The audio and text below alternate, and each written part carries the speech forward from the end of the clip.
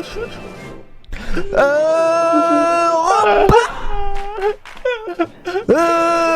Europa. C'est toujours la même chose. Ils vont jouer le jeudi. Ils vont jouer le jeudi. Mais c'était la faute de Messi. Wesh l'équipe, comment ça va? Moi je vous avoue ça va, ça allait pas trop bien hier. Mais donc voilà, j'ai décalé le tournage aujourd'hui. Là ça va mieux, je suis dans ma chambre. De temps en temps l'épisode va se trouver dans ma chambre. Je trouve ça chill. Barça est éliminé de la Champions League. Et ça c'est très mauvais. En fait ce qui se passe c'est que Plizen devait gagner contre l'Inter. Et nous on devait gagner contre le Bayern Munich de l'autre côté. Inter 4-0 à Plizen. Barça 3-0 ou 0-3 je sais plus face au Bayern. Donc on est définitivement éliminé. Le pire, c'est que tu regardes le week-end d'avant, on fait un bon match face à Athletic Bilbao, on met 4-0, on a Dembélé, magnifique. Dembélé qui nous met 2 buts et 2 assists, je sais plus, mais en tout cas, il est impliqué dans 100% des 4 buts du match. Donc ça, je me dis que voilà, c'est pas mal. Lewandowski, qui hier encore contre Valence a été décisif. Donc moi, cette équipe du Barça, j'ai l'impression qu'elle est seulement tenue par Dembélé et Lewandowski, quoi. Quand je vois Dembélé, Dembélé, il fait beaucoup de mauvais choix, beaucoup d'erreurs et tout en match. Mais quand même, Dembélé, il est important, il apporte la différence. Et Lewandowski, il est présent dans le rectangle. Et en fait, on a deux soucis. Moi, je vais vous le dire. Le premier, c'est le milieu de terrain qui n'est pas fixe. Moi, je suis désolé, hein, mais Busquets, je l'aimais beaucoup. Je l'ai beaucoup défendu. Mais là, ça fait quelques matchs. Il mérite pas d'être sur le terrain. Il mérite pas. Il peut plus tenir. Physiquement, il est à la ramasse. Pourquoi on mettrait pas un milieu de terrain avec De Jong en numéro 6 et devant, tu mets Kessié Pedri? Ça serait magnifique. Et puis, notre deuxième problème, c'est la défense. Et là, c'est tant qu'on a des blessés, qu'on n'a pas Koundé, Christensen et Araujo, on peut rien faire. On peut rien faire. Tu peux pas défendre avec Garcia et Piqué. C'est face aux grandes attaques européennes, c'est impossible. Donc, le Barça va rejoindre Manchester United en Europa League. Manchester United qui a gagné son match avec CR7 buteur. Boum!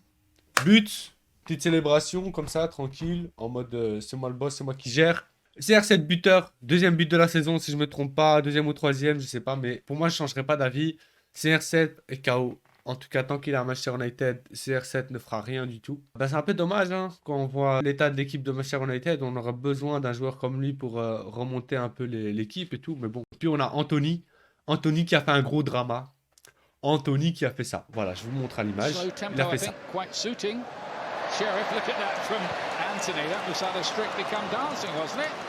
Les gens qui critiquent sur Twitter, sur Insta, dans des posts, en story, vous avez quoi dans le cerveau? Est-ce que le foot, c'est juste, je prends la balle, je contrôle, je passe, je prends la balle, je contrôle, je passe, j'écoute la tactique. Allez, tactique, tactique. Le foot, en premier, c'est un show, t'es là pour... Il y a un public, il y a des gens qui payent une place, et moi, ça me fait plaisir, tu vois, qu'ils fassent ce geste. Ok, il rate la passe après. Mais ça, moi, je sépare la passe du geste. Parce qu'il aurait fait le geste, il aurait réussi sa passe après. Les gens auraient beaucoup moins critiqué. Critiquer sa passe, mais critiquez pas son geste. J'arrive plus à parler. Critiquer sa passe, mais pas son geste. C'est normal. Vous êtes là à dire oui, il tourne en rond, c'est une toupie tournante, il sert à rien, il gâche le jeu, ça ralentit le jeu. Mais frère, laissez-le faire un peu de spectacle, tu vois. Ok, c'est pas un spectacle à la Maradona ou Messi où il va éliminer tout le monde comme ça. Mais laissez-le un peu s'amuser, tu vois, c'est marrant. Il est en train de gagner en plus, je comprends pas pourquoi on doit critiquer ça. Et puis Ton Hag qui le sort juste après, je comprends pas. Je comprends pas. On va passer maintenant de l'autre côté de Manchester à Manchester City pour parler du Belge Kevin De Bruyne qui ce week-end a marqué contre Leicester.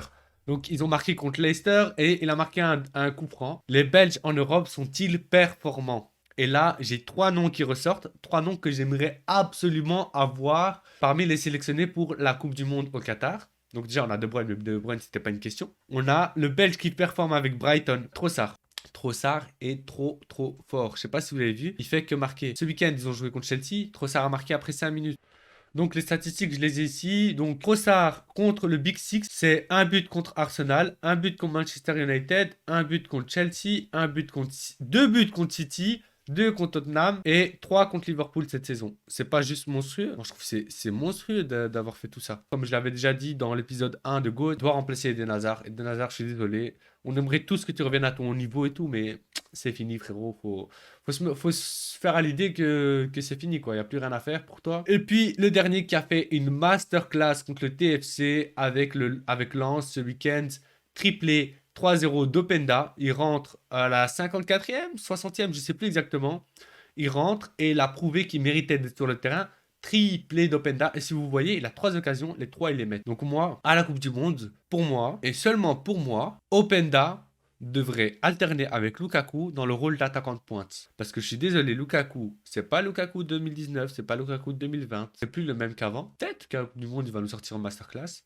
Mais dans le cas où Lukaku n'est pas performant comme avant, Openda a l'obligation de rentrer sur le terrain pour aller nous sauver. Vous avez entendu, pas de Batshuayi, pas de Benteke, pas de machin chouette, Openda. Openda, vous le mettez en pointe, il va vous planter les buts. Question de débat. Quelle équipe va flop à la Coupe du Monde et au contraire, quelle équipe va performer sans qu'on s'y attende. Au passage, top de vidéo, j'ai liké, continue comme ça. Merci pour ton commentaire déjà.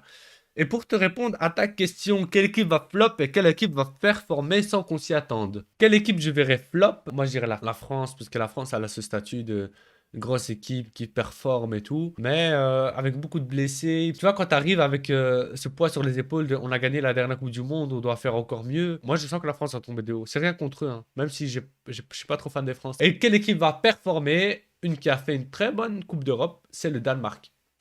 J'ai beaucoup aimé ce jeu-là. J'ai beaucoup aimé cette équipe-là. Le Danemark, c'est un peu comme la Suède, tu vois, ce sont des équipes qui sortent de temps en temps du lot et qui font des très bonnes campagnes. Moi, je crois que le Danemark, ça pourrait être pas mal. Et si vous avez d'autres questions de débat, d'autres questions pour donner des avis, ça se passe dans les commentaires. Et lâchez des pouces bleus, lâchez des pouces bleus, lâchez des pouces bleus, lâchez des pouces bleus.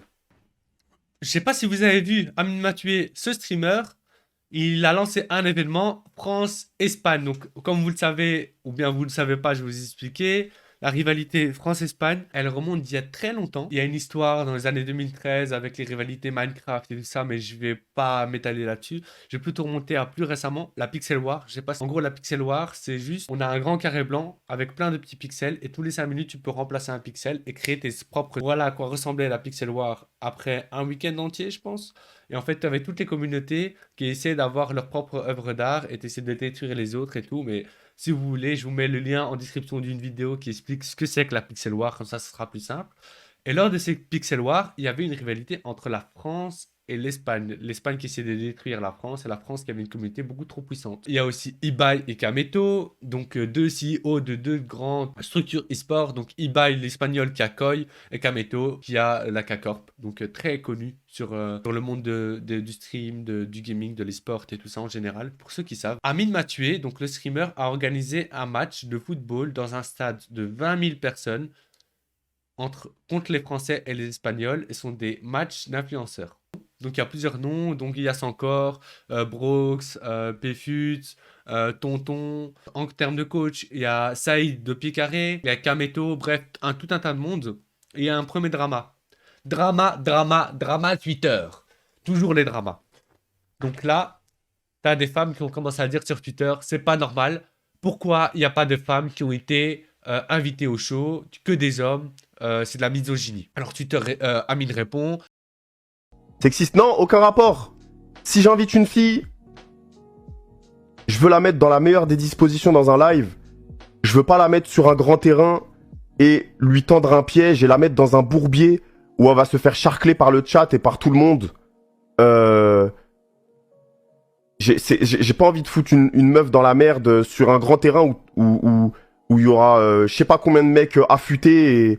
On a le droit de faire un événement sans pour autant inviter des filles juste pour inviter des filles. Ok, c'est plus cool quand des femmes peuvent être invitées parce qu'elles ont aussi leur place. Mais on est d'accord qu'on ne va pas inviter des femmes juste pour inviter des femmes, comme on ne va pas inviter des hommes juste pour inviter des hommes. C'est normal. On ne va pas s'imposer un quota parce qu'après, ça ne va plus ressembler à rien. Je suis désolé, mais si moi, par exemple, j'ai pas de potes filles, je ne vais pas inviter des filles, c'est normal. Je vais inviter mes potes. C'est logique. Si Amine n'a pas de potes filles, il ne va pas inviter des filles. Et deuxième point, c'est Ponce qui a fait un gros tweet pour dire, sans citer le nom, mais bon, on sait qu'il parle de Pfut, un autre streamer, que c'est honteux qu'Amine invite des misogynes à l'événement. Beaucoup de gens disent que c'est Ponce qui est jaloux, qu'il ne soit pas invité sur l'événement. Déjà, ça, cet argument, il compte pas du tout pour moi, parce qu'il s'en fout du foot Ponce. Donc lui, être invité à l'événement ou pas, ça change rien. Mais c'est plutôt parler pour parler, quoi. Ceux qui connaissent PFUT, ils savent bien que c'est un gars qui fait beaucoup d'humour et qui rigole sur tout.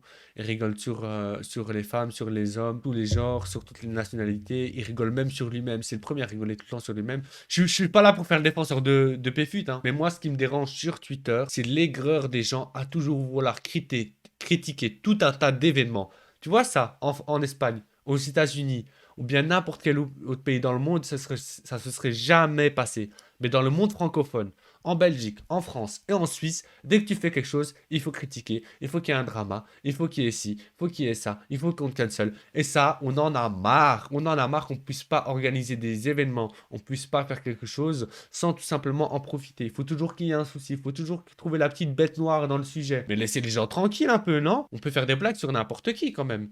Après, dans le respect, toujours dans le respect, avec tout le respect, dans le respect. Moi, je vais pas trop m'aventurer sur le sujet, parce qu'après, moi, j'ai peur de dire des choses et qu'on me comprenne pas, et qu'après, ça se retourne contre moi, et puis voilà. Mais si vous avez toujours des choses à me dire, il y a les commentaires juste en dessous, donnez-moi votre avis. Donc voilà, c'était la fin de la vidéo, je vous remercie, on se dit à la semaine prochaine, double ciao!